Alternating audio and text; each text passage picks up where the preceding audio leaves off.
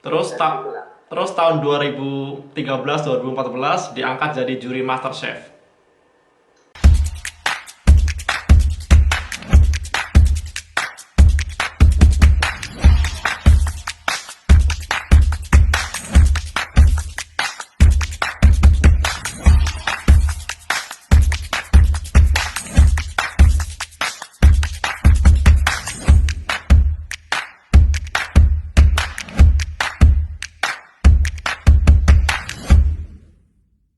Halo semua, balik lagi di video saya, dan di video ini saya kedatangan tamu istimewa. Jadi mungkin teman-teman semua udah tahu, udah kenal beliau karena udah sering muncul di TV.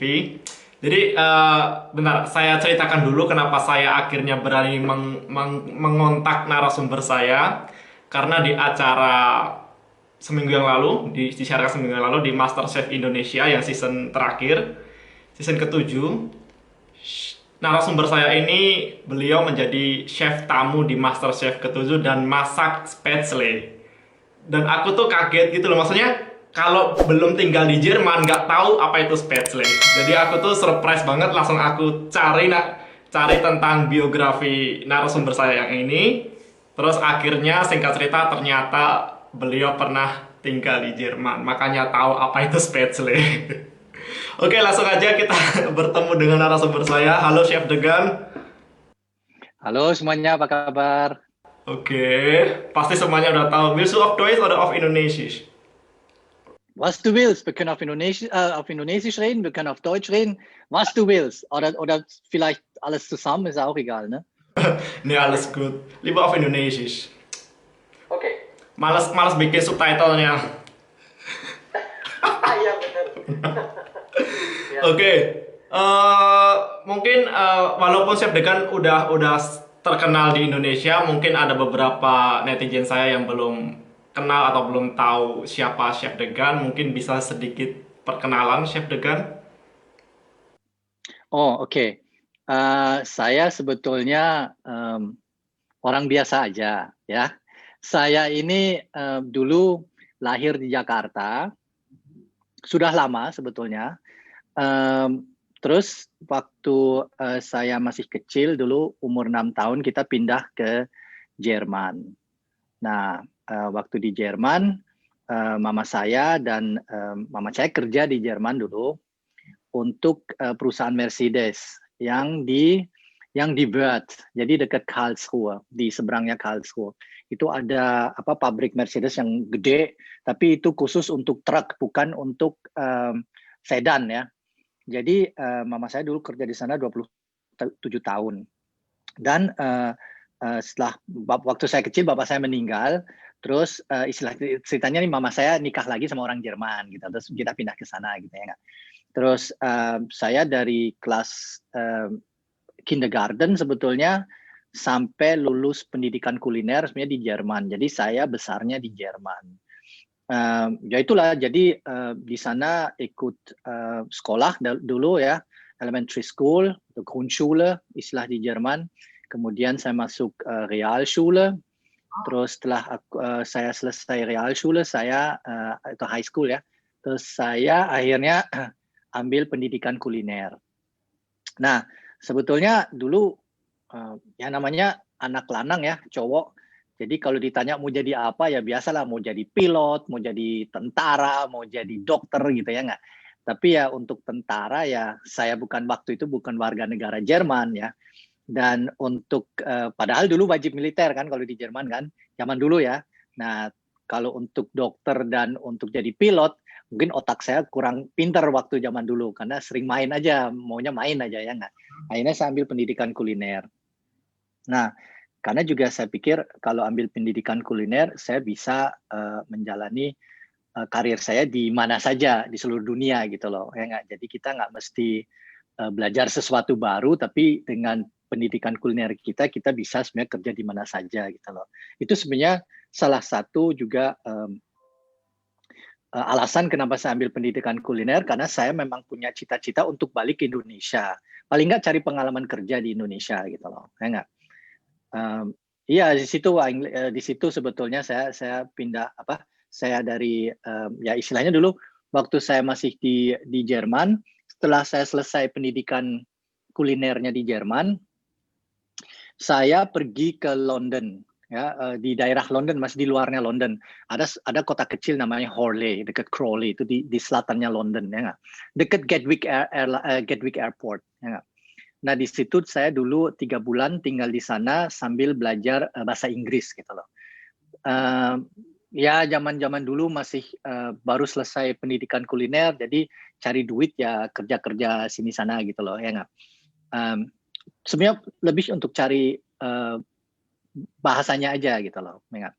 Nah, habis dari London, saya waktu saya ingat saya waktu tadi bioskop ya nonton film, terus di tempat duduk depan ada dua row di depan saya tuh ada cewek-cewek Indonesia duduk di situ. Saya dengar dari bahasanya gitu loh. Terus saya waktu itu punya keinginan saya pengen balik ke Indonesia gitu loh. Paling nggak pengen kerja atau cari pengalaman. Nah, saya balik ke Jerman. Terus saya bilang ke ibu saya mau balik ke Indonesia untuk cari pengalaman. Awalnya ibu saya nggak terlalu setuju karena ya zaman dulu sebagai koki ya kita sebagai maksudnya line cook gitu loh, ya nggak? Dapat duit berapa sih kalau kita balik ke Indonesia, ya nggak? Kan zaman dulu kan nggak ada istilah-istilah chef, kita kan masih zaman dulu masih tukang masak gitu loh. Jadi image-nya masih jelek, nggak kayak zaman sekarang kayaknya chef udah rockstar segala gitu, ya nggak? Nah dulu nggak gitu loh, ya nggak?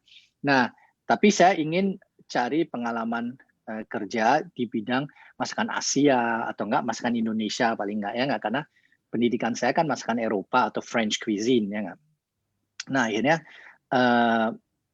akhirnya kita memang kebetulan saya cuti ya waktu itu tahun 87, akhir 87 saya cuti, kita cuti ke sana, terus ibu saya bilang kalau kamu lamar aja, kalau kamu dapat kerjaan ya kamu stay, kalau memang cocok, kalau kamu tidak dapat kerjaan ya kamu balik lagi gitu loh, ya enggak. So akhirnya saya waktu di sana saya kirim 3 lamaran, nyantol 1, saya dapat 1. Waktu zaman dulu di Jakarta ada yang namanya Hotel Jakarta Hilton, ya enggak. Zaman dulu tahun di 80-an sangat terkenal, paling the best hotel di Jakarta waktu itu, ya enggak. Dan saya kebetulan beruntung banget waktu saya interview saya saya masuk ke fine diningnya namanya Taman Sari gitu loh. Nah untuk anak koki yang baru lulus pendidikan masuk ke fine dining itu luar biasa gitu loh, ya nggak?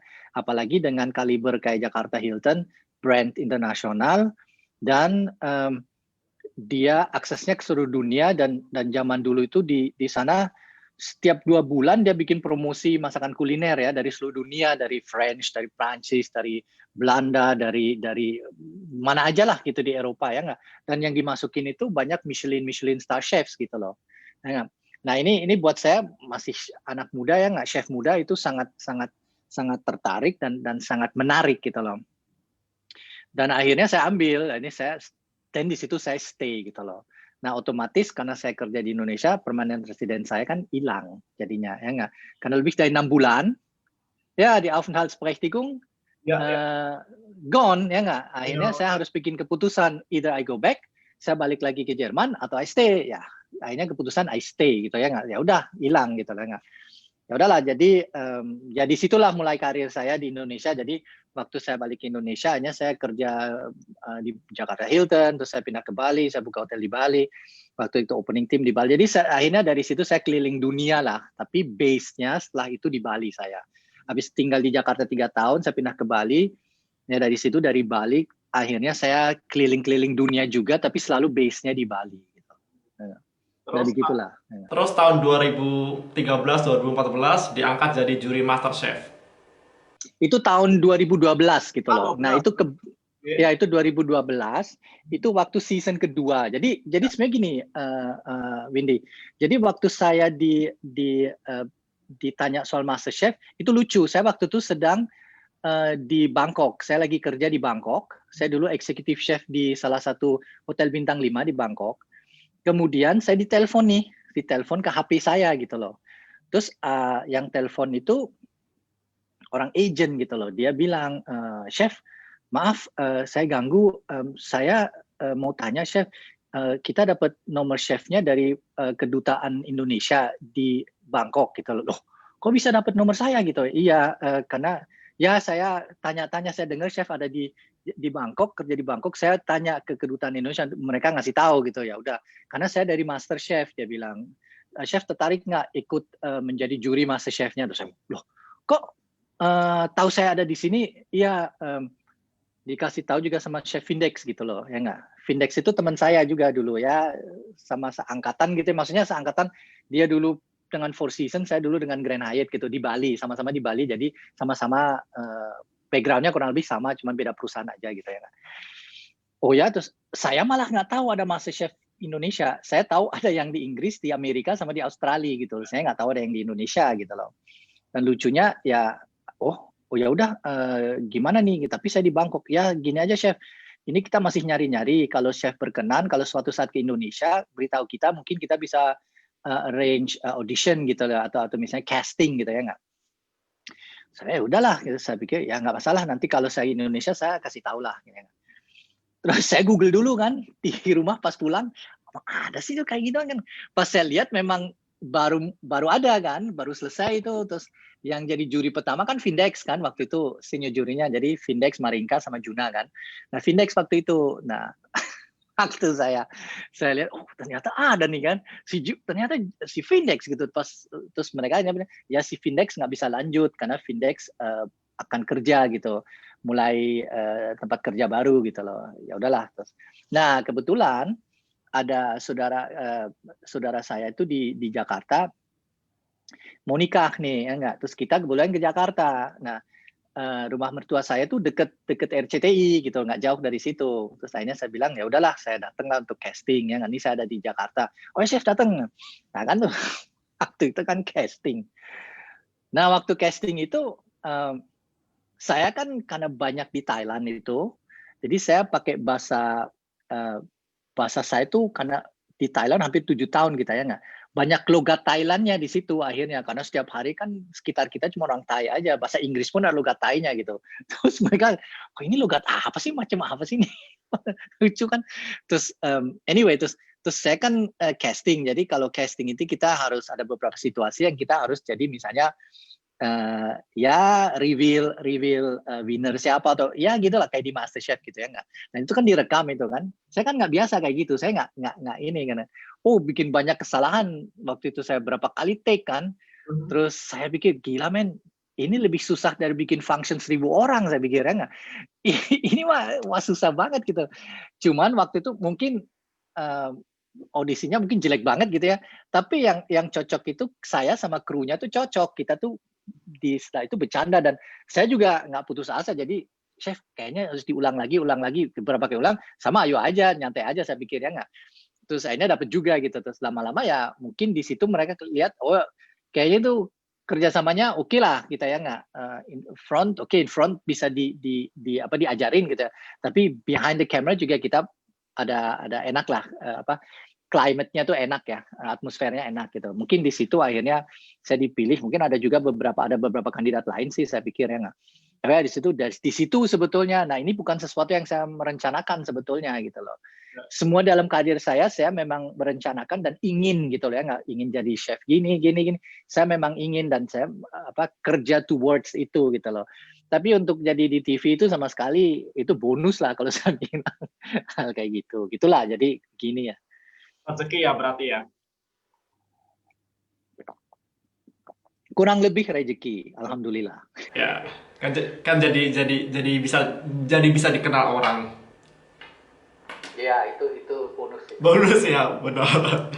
Oke, jadi singkat cerita kan berarti Chef Degan dari TK sampai Ausbildung di Jerman ya. Ya.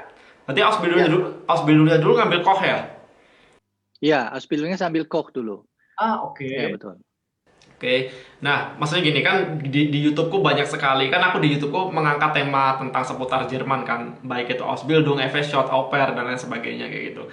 Dan banyak sekali yang tertarik di bidang gastronomi kan untuk di Jerman, karena kan banyak sekali agen di Indonesia yang menyalurkan untuk gastronomi Ausbildung gitu. Dan karena kan dalam artian untuk gastronomi kan peminatnya sedikit kalau di Jerman. Untuk Ausbildung, makanya kan mereka rekrutnya orang asing kayak gitu kan. Nah, jadi kan kasarnya dari Ausbildung di Jerman bisa menjadi seperti sekarang, seperti Chef Degan bisa menjadi juri Master Chef dan juga chef yang bisa keliling dunia. Karena aku udah ngeliat YouTube kemarin beberapa, langsung aku cross check di YouTube kan. Buset, keren banget Chef Degan ternyata. Tapi itu hasil kerja keras loh, Mas. Itu Iya. yang harus orang mengerti ya. Itu nggak cuma dapat begini aja jadi chef langsung jadi terkenal bla bla bla bla. Nggak begitu ya nggak. Ya. Ya semua butuh proses lah. Tapi kan orang ngelihatnya pasti kan outputnya aja. Mereka nggak tahu, nggak ngelihat prosesnya gitu kan gitu. Tapi saya mengerti kok apa yang dialami Chef Degan, dan saya tahu betapa beratnya di Jerman juga. Saya sudah mengalami juga. Iya benar. Oke, oke, karena Chef Degan adalah seorang chef, jadi aku di sini pengen membahas tentang makanan, perbedaan makanan Indonesia sama makanan Jerman.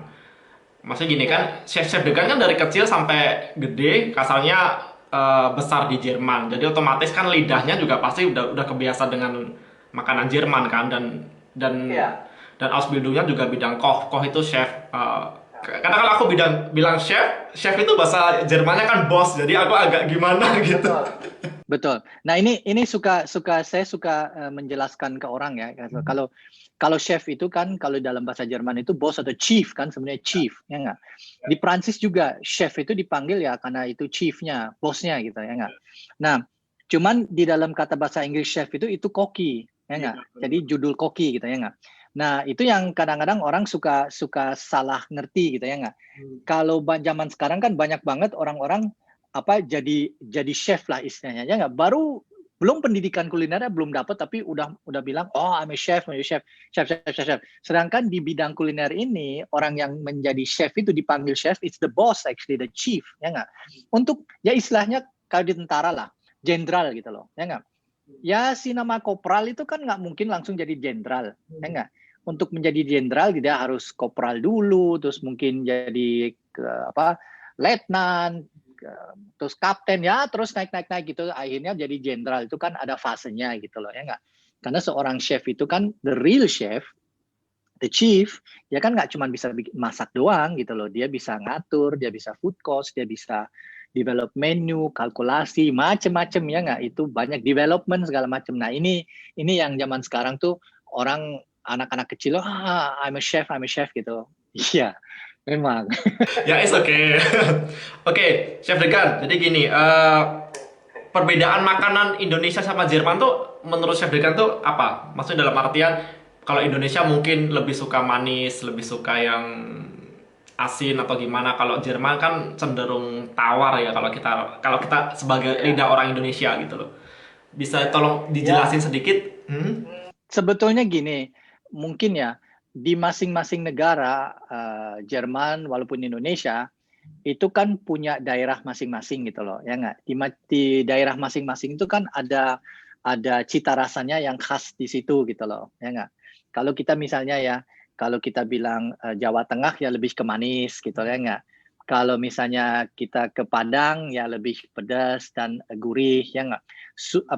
Jawa Timur aja lebih gurih dibanding misalnya Jawa Tengah gitu loh ya nggak? Di Jawa sendiri aja beda-beda ininya ya nggak, belum ke Bali, belum ke Manado, belum ke macam-macam Makassar dan lain-lain gitu ya nggak.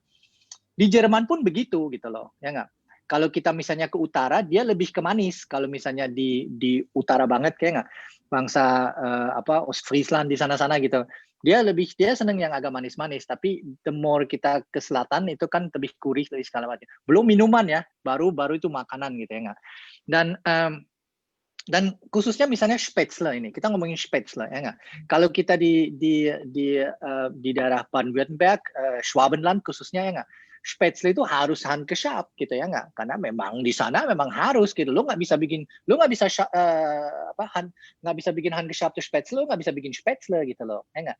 Sedangkan di tempat yang saya besar dulu di Rheinland-Pfalz, mereka kalau bikin Spätzle kebanyakan pakai press gitu loh ya nggak, beda adonannya beda gitu, padahal sama-sama Spätzle gitu loh ya nggak. Nah itu di situ aja macam-macam, kayak kita masak nasi ya nggak, beda-beda juga nya, belum kentang, belum yang lain gitu loh ya nggak. Jadi istilahnya di dalam hal itu mungkin dua negara ini punya ada kesamaan, jadi beda daerah, beda cita rasa, beda style bikinnya gitu loh ya nggak.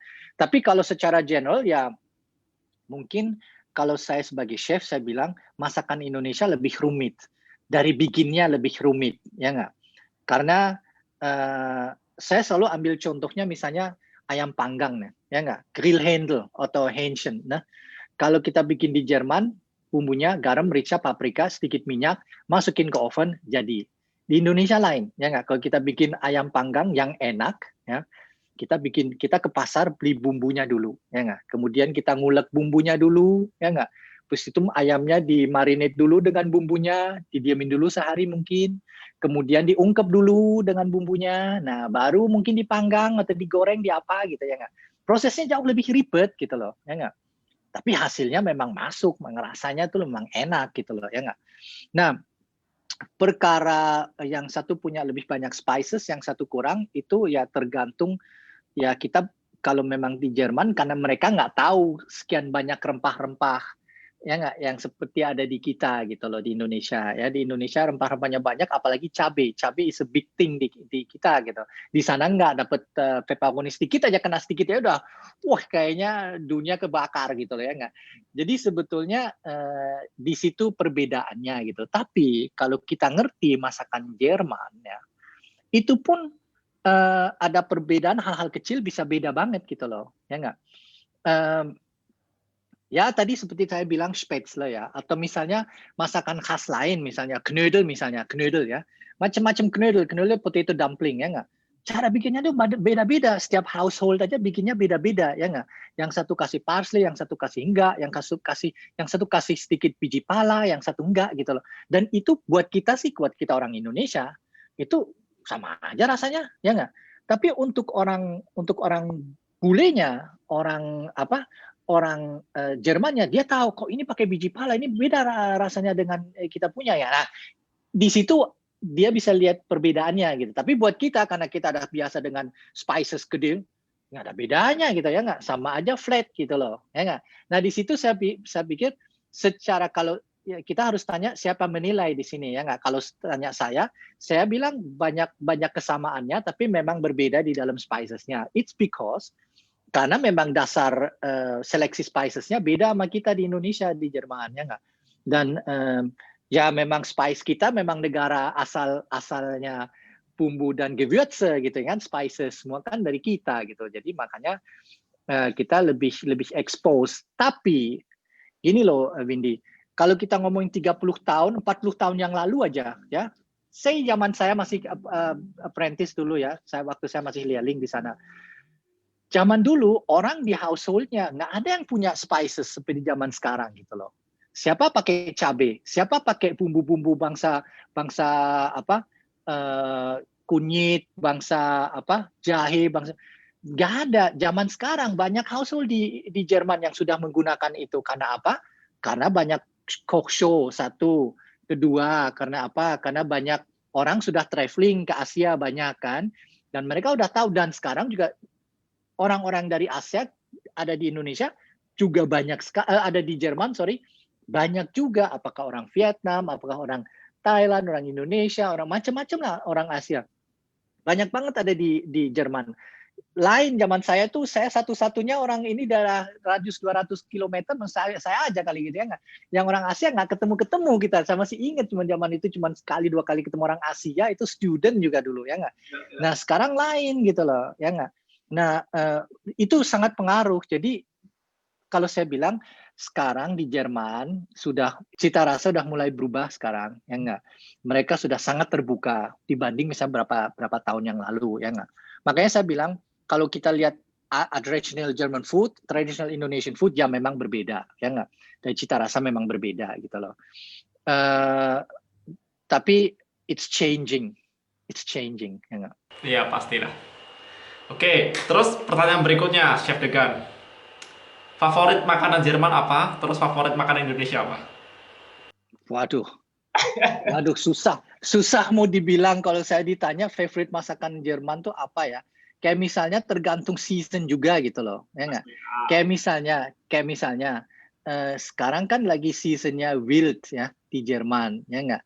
Jadi bangsa Kijang atau bangsa kayak gitu ya, itu lagi wild season. itu lagi enak-enak, atau enggak zaman sekarang kan Viasing, ya enggak, ada kol yang kayak ini ya, itu lagi seasonnya di sekarang ini, ya enggak. Atau misalnya kalau kita ke springtime itu asparagus, ya enggak. Saya suka banget asparagus, and that is a season gitu loh, that is a season, ya enggak. Nah, dan masak asparagus juga nggak gampang loh. Saya benar belajar masak asparagus waktu di Jerman memang, ya nggak. Nah, itu saya juga suka, ya nggak. Tapi juga misalnya Best Sausages adalah di Jerman, ya nggak. Di Best Würstes in Deutschland gitu loh, ya nggak. Dan zaman sekarang udah banyak yang halal, yang misalnya Putenwurst dan alles gitu, ya nggak. Enak-enak banget gitu loh, ya nggak. Dan ya saya gede dengan makanan itu sih, ya nggak. Jadi saya mah kalau ditanya makanan Jerman suka apa, sosis, ya Wurst, brot, semua itu aku suka gitu, benar-benar suka gitu, ya nggak. Nah jadi susah dibilang, tergantung musimnya. Mungkin kue-kue misalnya, ya nggak, kue-kue kan juga enak-enak, Schwarzwälder Torte und Ganzensang. Itu kalau saya lagi ke Jerman sama istri saya udah ngamuk gitu kalau udah masuk ke cake shop itu gila gitu, itu semuanya mau dimakan gitu loh, ya nggak. Nah memang there's so many things di Jerman yang saya suka, karena saya gede dengan masakan itu. Jadi saya nggak dapat, kalau saya ditanya paling kesukaan apa, banyak gitu loh, karena saya tuh ya I miss it karena saya nggak exposed to it di sini gitu loh, ya nggak. Ya. Nah gitulah. Tapi the most nggak ada. Kenapa? The most yang paling disuka nggak ada. Kalau aku lebih suka itu. Ya. Kalau aku lebih suka, aku nggak tahu chef Degan tahu apa nggak, karena ini kayaknya di daerah Schwäbisch, daerah Badisch di Jerman Selatan, namanya Flätlesuppe. Ja, Flätlesuppe, Grießsuppe und Flätle. Ja, das ist die Hochzeitssuppe, die ada Flätle drin. Ne? Und ya itu saya juga dulu waktu apprentice bikin banyak itu Flätle mit Marklösle oder Minimaltasche, ne? Ya itu enak, itu kan pakai konsume, itu kan base-nya kan konsume itu kan. Ya itu memang enak. Istri saya kebetulan juga kalau lagi kita ke Schwarzwald, dia senangnya makan itu Flätlesuppe, karena pas dingin-dingin, apalagi pas dingin-dingin itu enak banget, ya nggak? Cuman kadang-kadang dia suka bilang, ya kalau dikasih nasi lebih enak lagi gitu. Ya kan? Kita orang Indonesia kayak gitu. Oh dikasih nasi lebih enak lagi tuh Flätlesuppe-nya. Tapi enaknya pakai roti. Kalau aku sih lebih enak pakai roti gitu, dicelupin roti gitu lah. Anyway, nah gini itu susah ya mau dibilang aku suka, yang paling aku suka apa gitu, karena kayak kemarin teman saya seorang chef juga, mungkin yang di video dilihat si Chef Henry itu yang botak itu, yang nah dia kirimin saya ini, dia habis bikin gefüllte Kalbsbrust. Jadi dia bikin Kalbsbrust, gefüllte Kalbsbrust, dia foto, dia kirim ke saya kan, saya lihat waduh enak banget gitu. Nah ini juga sesuatu yang lama kita udah nggak makan juga gitu, yang ini I know how it tastes gitu ya, nggak, karena masih ada di mulutnya, tahu rasanya. Tapi ya udah lama nggak makan. Atau pas lagi musim jamur ya, autumn itu kan banyak cari pilse di hutan itu kan. Itu juga enak-enak kalau kita bisa tahu cara masaknya kan, banyak sih yang enak-enak. Apalagi musim buah, waduh, ya nggak. Kirschen, Erdbeeren, Himbeer, Brombeer kan, itu kan luar biasa di sana. Kaki.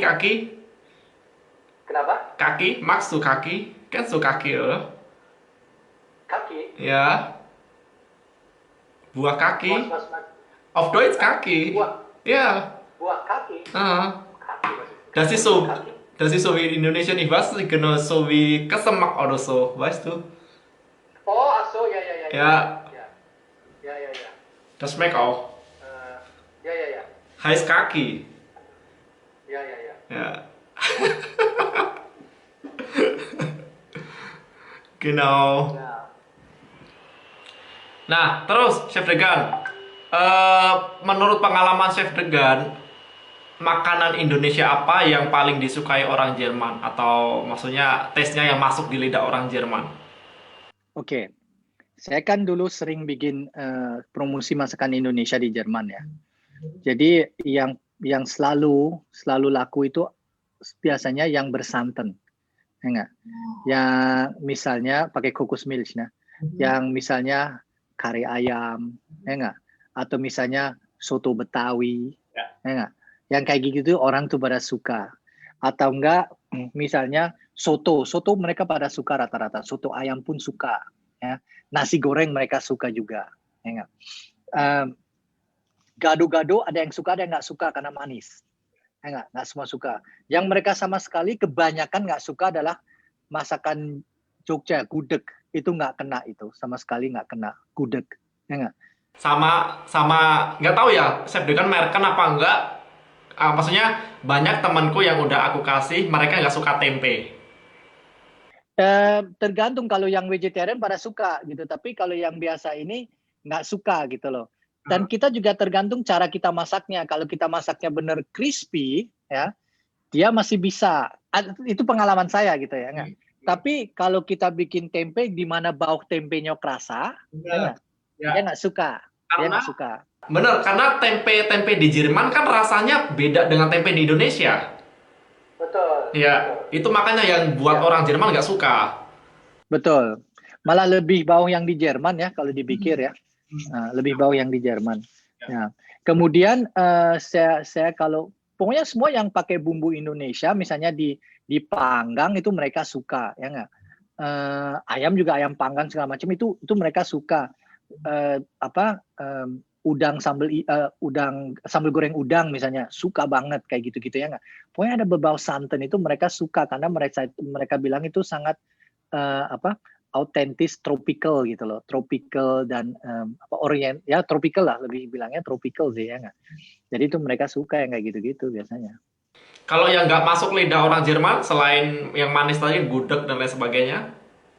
Ya bangsa semur gitu loh, kayak gitu-gitu dia juga ini. Waktu itu saya pernah bawa ini loh, Mak. Saya pernah bawa tape singkong ya nggak, karena kita mau bikin dessert. Pas dia makan gitu dia nggak suka gitu, dia merasa terlalu fermented, baunya tuh terlalu ini gitu. Pas sudah dijadiin dessert dia seneng-seneng aja gitu loh, tapi di awalnya dia nggak gitu suka gitu loh, ya nggak. Atau misalnya kita bikin tape ketan juga di sana ya nggak, pas dia makan udah jadi tape ketannya dia nggak gitu suka, tapi pas kita jadiin dessert dia demen gitu loh. Misalnya yang dia seneng banget adalah misalnya bubur sumsum. Wah seneng banget itu. Kalau tapi dan itu kan simpel banget sebetulnya. Ya nggak? Jadi bubur sumsum dia suka banget. Bubur ketan hitam, wah dia suka banget. Buat itu tuh sesuatu, iya, karena sesuatu yang kok kayak gini ya, teksturnya beda dan rich dengan rich dengan bau ininya, bau santannya kan, dan santan gurih santannya, mereka seneng gitu. Tapi kan bubur sumsum kan manis, ada gula Jawanya kan? Tapi itu kan dessert. Dessert dia terima. Tapi kalau itu makanan main course kayak gudeg atau semur, nggak kena, dia nggak suka. Kok daging manis gimana sih lo gitu loh, ya nggak? Sate dia juga suka ya, sate Bali kayak gitu dia suka ya nggak. Tapi kalau satenya terlalu banyak manisnya, dia juga nggak kurang suka gitu loh, ya nggak. Iya, Kalau bikin satenya gurih nggak masalah gitu loh. bener. Ya. Aku juga pernah bikin itu semur kecap, wah nggak dimakan. Iya, itu terlalu manis buat mereka, nggak kena dia. Daging sama manis tuh sama gula nggak kena, gitu loh. Makanya, aduh. Nah, ini kita harus tahu, Windy, kalau kita bikin promosi masakan Indonesia ya, hal-hal seperti yang kita harus tahu. Kita nggak bisa ngukur dengan kesukaan orang Indonesia, kita harus ngukur dengan kesukaan orang Jerman. Kalau kita ingin promosi ini sukses, ya nggak? Dan sebetulnya wine-nya di Jerman itu cocok banget sama makanan Indonesia, Ya. cocok sekali. Ya. Riesling, Gewürztraminer itu semua cocok, ya nggak? Benar. Dan ini aku abis ini kan ada tamu orang Jerman juga kan. Aku juga mikir. Akhirnya aku kemarin udah chef vegan kan. Aku akhirnya masak rendang dan apa Ya. ayam bumbu hijau. Tapi yang agak nggak pedes banget. Tapi lumayan Ya. pedes lah gitu. Jadi kan orang sini juga nggak doyan pedes kan gitu. Jadi ya Betul. semoga mau. Terus aku pernah masak itu chef peyek kacang. Oh, Mereka ya, nggak mau dia. oh nggak mau. Nggak mau karena nggak tahu sih, mungkin nggak semuanya ya, karena mereka ngeliat cara masaknya temanku yang penuh dengan minyak, Iya. bilangnya ungesun. Ya, lain kali jangan dikasih lihat gitu loh. Memang makanan Indonesia banyak yang unggesun memang. Itu juga bedanya, ya nggak, dengan makanan Jerman, ya nggak. Makanan kita tuh banyak yang unggesun. Nah, ini satu perbedaan juga. Kalau di Jerman, mereka sangat peduli dengan cooking time, ya nggak? Kalau masak ikan, ikannya harus matengnya on the point, dalamnya masih juicy gitu ya nggak boleh overcook. Itu sangat penting. Kalau kita tuh dinilai itu udah bisa masak ikan misalnya, ya nggak? Kalau di kita kan udah mateng, digoreng lagi, tambah mati, tambah kering gitu loh. Yes, yang penting udah mateng, overcook gitu loh. Di kita nggak masalah hal kayak gitu ya nggak. Yang penting enak gitu loh ya nggak. Tapi tekstur bodo amat gitu loh. Nah kebanyakan gitu kan di kita makan di pinggir jalan juga semuanya udah bebek digoreng udah kering digoreng meneh gitu loh. Jadi tambah ini kan tambah kering ya. Buat mereka tuh overcook banget kalau di Jerman. Kalau nggak akan terima gitu loh. Kecuali orangnya sangat terbuka. Kayak teman-teman saya, beberapa teman-teman saya kan chefs ya. Mereka udah tak ajak ke Indonesia berapa kali dan mereka hanya mau makan di pinggir jalan, ya enggak? Nah, dia terima walaupun itu overcook. Saya suka bilang ke mereka, kalau kamu di tempatmu kan kalau masak begini pasti kamu bentak anak buahmu kan? Iya, tapi ini kan tradisional, ini beda gitu. Jadi dia ngerti, ya enggak? Terus dia makan, dia ambil flavornya, dia lihat oh flavornya enak banget gini. Tapi memang kalau dia dari segi cooking time-nya dia udah overcook dia bilang. Tapi ya this is traditional Indonesian food ya. Mungkin begini dia bikin. Mereka nerima yang kayak gitu ya nggak. Tapi kalau orang Jerman biasa mungkin dia nggak ngerti sampai ke situnya gitu loh. Ya nggak? Sama kayak itu chef, Merken nggak? Misalkan masak apa telur mata sapi. Kalau di Indonesia kan dibolak-balik kan. Ya betul. Aku pernah masak gitu, aku balik ditanyain temanku, ngapain yang bawah harus dibalik gitu? Biar matang bilang. Kan di sini kagak gitu. Nggak mau, dia maunya sunny side up kan. Ya, Ya makanya. dan apalagi kalau kita kan telur dadar suka digoreng dan minyak banyak kan supaya itu bener-bener wah enak banget gitu loh ya nggak. Kalau di sana waduh kena sikat ini salah total ini. Kita memperkosa telurnya ini pakai minyak katanya. Ya, itu perbedaan budaya sih. Betul, ini perbedaan budaya dan cita rasa yang beda gitu loh ya nggak. Itu. Oke, ya udah Chef, aku nggak mau videonya kepanjangan karena habis ini aku mau buat video lagi buat Chef Degan, jadi aku akan bikin 2 video dengan Chef Degan. Ya udah Chef, terima kasih untuk waktunya, sukses terus buat Chef Degan dan jangan kapok masuk video saya. Saya merasa terhormat Chef Degan mau meluangkan waktu untuk video saya. Ya kasih tahu aja Windy kapan kamu mau bikin lagi nanti saya siap aja ya. So ya siap. Ya udah Chef Degan, terima kasih ya. Terima kasih banyak ya. Ya, terima kasih semua yang udah nonton. Benar, terima kasih semua yang udah nonton video kita dari awal sampai akhir. Salam dari Jerman dan dari Indonesia. Ciao. Cheers.